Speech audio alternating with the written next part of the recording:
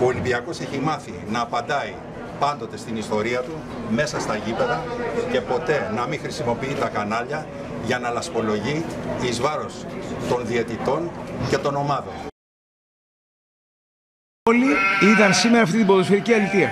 Αλητεία! Αλητεία! Αλητεία! Αρκουδέιδες! Οι αλήτες! Αλητεία! Να πάνε στο διάλο όλοι! Είναι αδιανόητο να διαιτητεύει αγώνες Super League αυτός που πέρσι με εντολές του Γιάννη Παπαδόπουλου, ενός κοινού κακοποιού, ενός κοινού εγκληματία, αρχηγού της εγκληματικής οργανώσεως.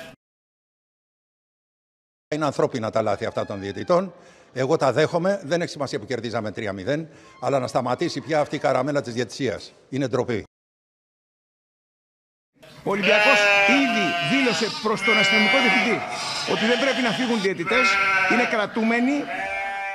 Εμείς θα επιβάλλουμε τους κανόνες από εδώ και πέρα.